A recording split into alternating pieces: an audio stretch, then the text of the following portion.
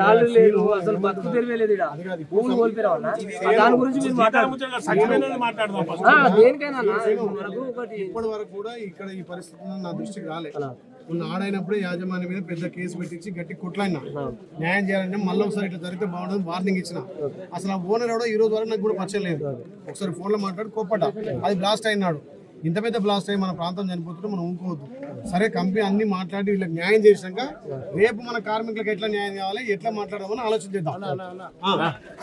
నియోజకవర్గంలోని మూడకొండ మండల్ కాటపల్లి విలేజ్లో ఉన్నటువంటి చాడ గ్రామంలో ఇటు కాటపల్లి చాడ మూడకొండ మధ్యలో ఉన్నటువంటి ప్రీమియర్ ఎక్స్ప్లోజ్ యాజమాన్యం నిర్లక్ష్యం, సేఫ్టీలో ఎక్కడ కూడా భద్రత లేదు.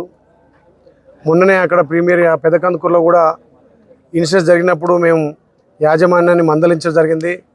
అయినా వాళ్ళు మొద్దురుద్ద వీడి ఏమున్నా నిపుణులతోటి చేయించాల్సిన పని వాళ్ళ ధనార్జన కోసం క్యాజువల్గా టెంపరీగా పెట్టుకొని వాళ్ళతో పనులు చేయిస్తున్నారు. ఆ సంఘటన చూస్తే నా కళ్ళకు నీళ్ళు వస్తున్నాయి. అది ఎటు 1 కిలోమీటర్ వరకు ఆ రాళ్ళు ఎగిసిపడడం, అందులో 6 పనిచేస్తే 2 బాడీలు కూడా తునతునకలైనాయి. దగ్గరికి పోయి చూస్తే కూడా బాడీలు కనిపిస్తలేవు. ఇప్పటికీ లోపల ఫైర్ అవుతుంది. అది చాలా పెద్ద దుర్మార్గపు చర్య. ఏంటంటే సేఫ్టీ లేకుండా అంత పెద్ద ఎక్స్ప్లోజ్, ఇది చుట్టుపక్కల 10 గ్రామాలు విస్తరించేటట్టు ఆ ఎక్స్ప్లోజ్ ఉంది. ఇంకా అదృష్టవశాత్తు ఆ పక్కనే పెద్ద బిల్డింగ్ కనుక అనుకుంటే ఈ మండలం సగం లేచిపోయే పరిస్థితి. మేము యాజమాన్యానికి ఎప్పుడప్పుడు చెప్తున్నాం. గతంలో 2010లో జరిగినప్పుడు చెప్పినాం. మొన్న రీసెంట్లీగా పెదకందుకూరులో జరిగినప్పుడు మీ లాభార్జన ముఖ్యం కాదు, ఈ ప్రాంత ప్రజల ప్రాణాలు కూడా ముఖ్యం. ఈ ప్రాంత ప్రజలు పొట్ట చేత పట్టుకొని ఏదో కాలం గడవాలని చెప్పి మీరు ఎంత జీతాలు ఇస్తే అంత చేస్తున్నారు. కానీ వాళ్ళకు సేఫ్టీ ప్రికాషన్ కానీ వాళ్ళ నిపుణులతోటి వాళ్ళకు శిక్షణ ఇచ్చుడు కానీ ఏది చేయలేక వేల కోట్ల ధనార్జన చేసి కార్మికుల ప్రాణాలు, మా ఆలేరు ప్రజల ప్రాణాలు తీస్తున్నటువంటి యాజమాన్యం ఇది తగదు అని చెప్పినా వాళ్ళు మొద్దునిద్ర ఉన్నారు. రేపు స్టేట్కి సంబంధించినటువంటి మైనింగ్ సంబంధించిన వాళ్ళకు కూడా నేను కంప్లైంట్ చేయడం జరుగుతుంది. ఎందుకంటే ఇలా జరిగిన సంఘటన చూస్తే చాలా బాధేస్తుంది. నా 6 కుటుంబాలు ఇంకా హాస్పిటల్ పోయిన వాళ్ళ పరిస్థితి ఇంకా అటిటనే ఉంది. మరి ఆ స్వామివారిని కోరుకుంటున్నాం, వాళ్ళ ప్రాణాలు కాపాడాలి. ఇప్పటికి 2 అయితే చనిపోయినట్టుగా పూర్తిగా నిర్ధారణ అవుతుంది. తునకలైపోయారు. పెద్ద ఎత్తున నష్టం జరిగింది.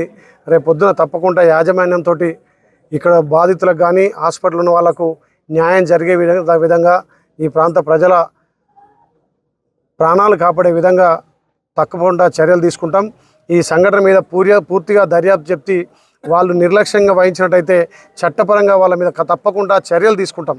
వాళ్ళు ప్రాణాల కంటే డబ్బే ముఖ్యంగా పనిచేస్తున్నటువంటి యాజమాన్యం, నేను స్థానిక ఎమ్మెల్యేగా ఉన్న 4 సార్లు మాట్లాడి సేఫ్టీ విషయంలో మాట్లాడితే కూడా కనీసం చర్చలకు రావట్లేదు. వాళ్ళు కనీసం వాళ్ళ కంపెనీ పరిస్థితి ఏందని చెప్పట్లేదు.